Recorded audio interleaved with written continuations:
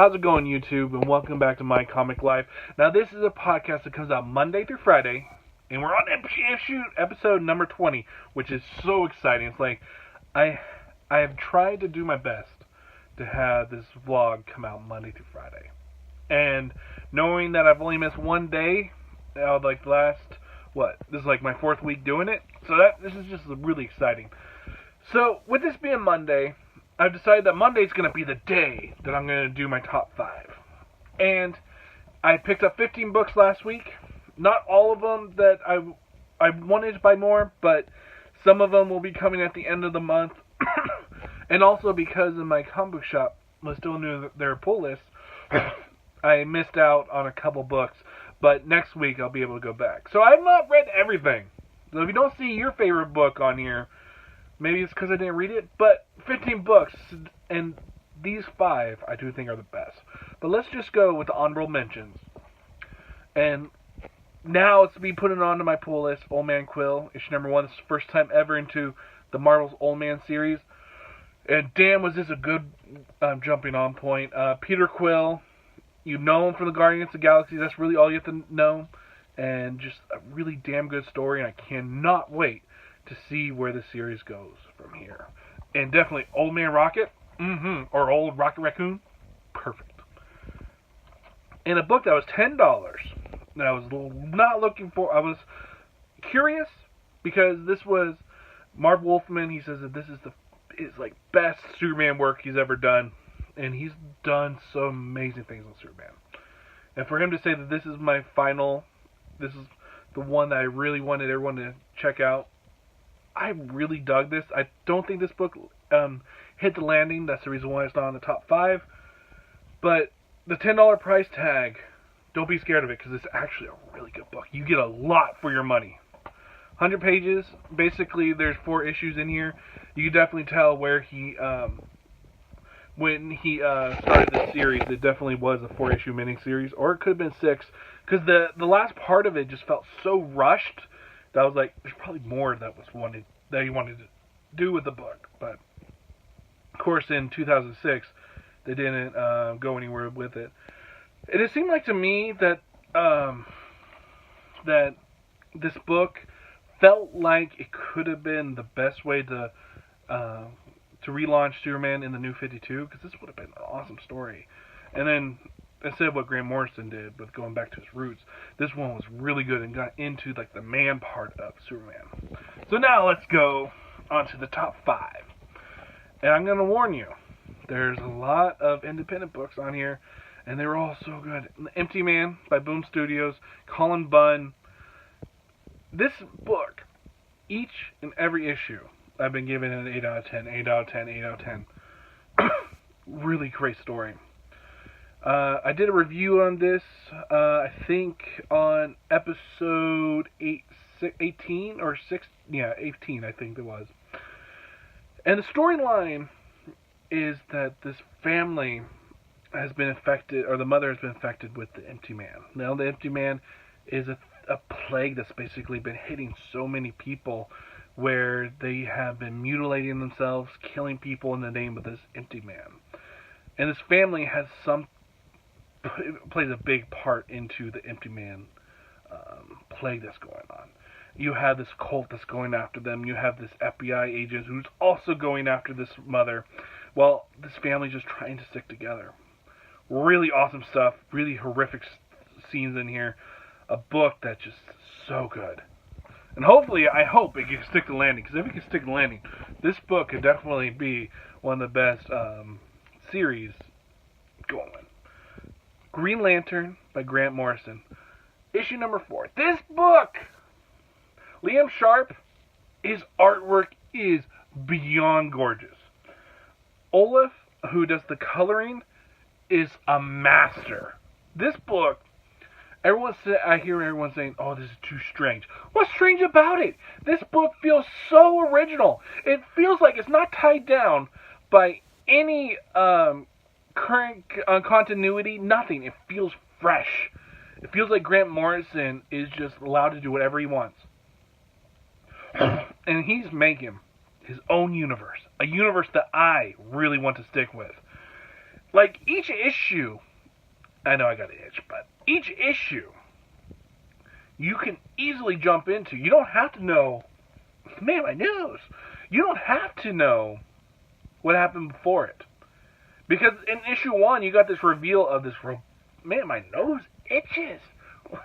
Like, sometimes with my mustache part, my beard, like the whiskers just get up there and just mess with my nose. So annoying! But I don't do edits. So we'll just keep on rolling with it. And with each and every issue, we have a story that you can just pick up and don't have to worry about what happened in the previous issues. Now, yes, there is going to be a point where each and every character that Grant Morrison has introduced is going to converge. And I can't wait till that day comes. But right now, I'm just getting intrigued to see what different type of aliens he has in his imagination. And Liam Sharp, his artwork, it just is mind-blowing. And he does this thing where all of his characters are really elongated, and it's just so gorgeous to look at. So I'm really I dig this book all the way through. It feels so fresh. It feels like that this is like a Grant Morrison that's just unhinged and is able to do whatever he wants and doesn't have to deal with continuity, and I just love it. Now on to Die issue number 3. Now, last 2 issues have been dealing with a lot of characters. Now, this issue deals basically with one. Our characters have gone into this war situation where it feels like they're back in World War I. And the character that her ability is based off of emotions. If she can like affect people with emotion to a point where they can do ungodly things if they have the right ability. Like if you have a warrior and she gets she has like severe emotions, like she feeds off of her sadness, and she could give that emotion to somebody that makes their power so much stronger. So she gets into a foxhole with this guy who's dying, and throughout the issue he's telling her a story about his wife and his kid, and the kid that he never has able to meet. And it's such a well-written book, and the art, the paint type of atmosphere is just such a beautiful art choice. The coloring is beautiful. Like when you see the clouds, or when you see like the fog, and it has this orange tint to it, it's just so beautiful.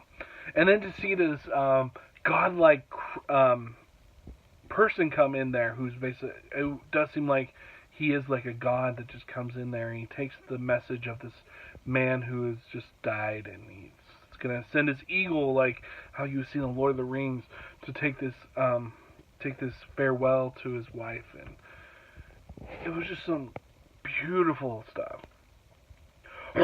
And if this series can start to focus on other characters and give them more depth, I think this series is going to be great. The art, as you just tell, is just so stunning. This issue just really spoke to me. The first issue was just an introduction to the world. Second issue was more of an introduction to the world, but this one, it dives deep into a character, and I'm really excited to see where all the other characters go from here. And I love how at the end of every single issue, we have the writer, Kerry Gillian, explain the world and what he wants out of it, how he's creating this, a game for it. So, there's so much good stuff. Now on to the second best issue of the week. Dark Horse Comics is just hitting it out of the ballpark for me. They have such beautiful and intriguing stories. Now, LaGuardia is a story of aliens have come to Earth. All different shapes and sizes. Some of them even plant-based. And Africa, or Nigeria, is a place where aliens are able to come, and integrate themselves with Earth.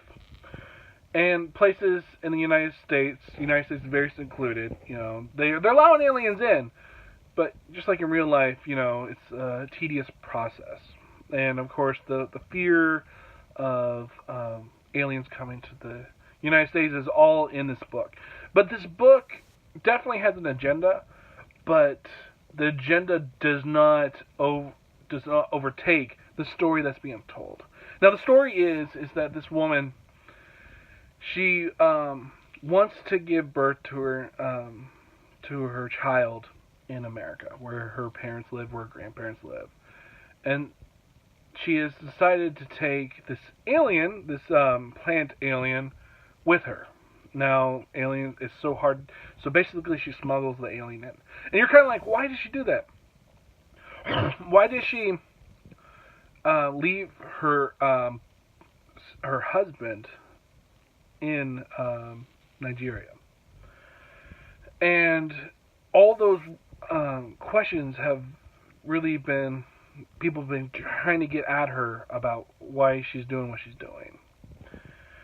And this issue answers everything. Like the reason why she smuggled that alien into America, and what's the deal with like her and the baby, like what is wrong with the baby. And it's all answered in this issue, and it's so beautiful. Like, this issue is all a race to her to get to the hospital, and you have her surrounded by all these different type of aliens, and it's all like they're going into this hospital that's only for humans, but of course they just go on through. They're more there for their friend who's having the baby, and there's this intriguing story about why she took this plant alien in. That the answer is just so beautiful, and I am so intrigued with issue number 4. It's going to be the conclusion, and I'm just dying to, because I don't want to ruin why any of like the questions I've been asking in this book. I don't want to ruin those answers. I want you to go into this book. This book is just gorgeous. Nadine Okafor, who's the writer in this book,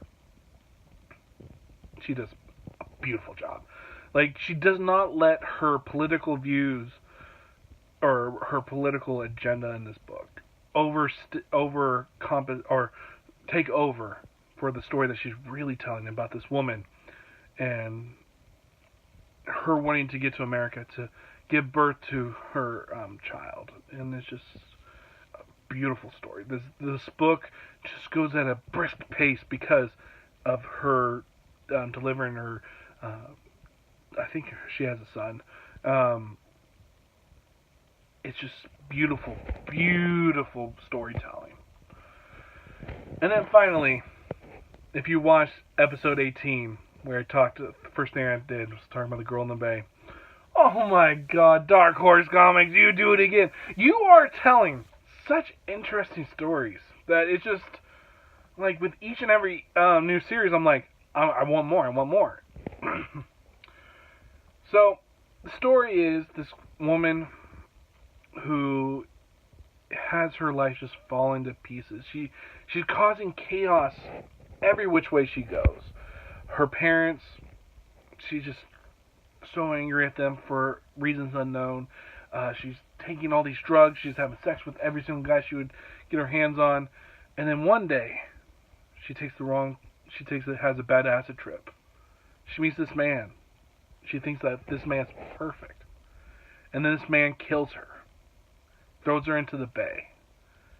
And then when she comes to, she finds herself in 2019, where in the past, she was in the 1960s.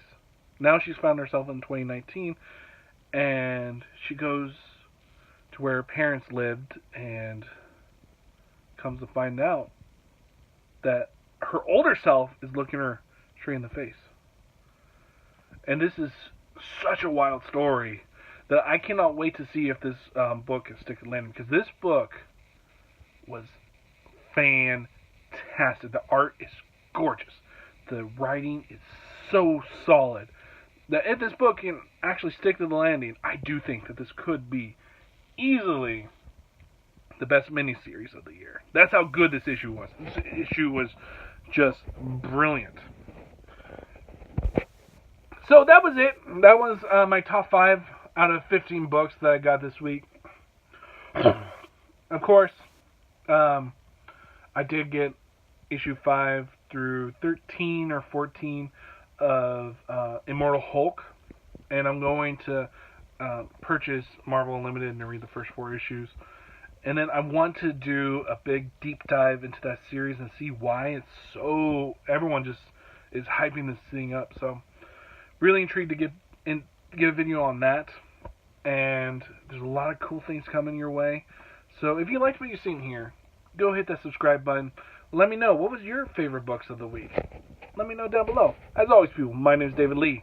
And if you like what you see here, subscribe. I'll see you guys tomorrow.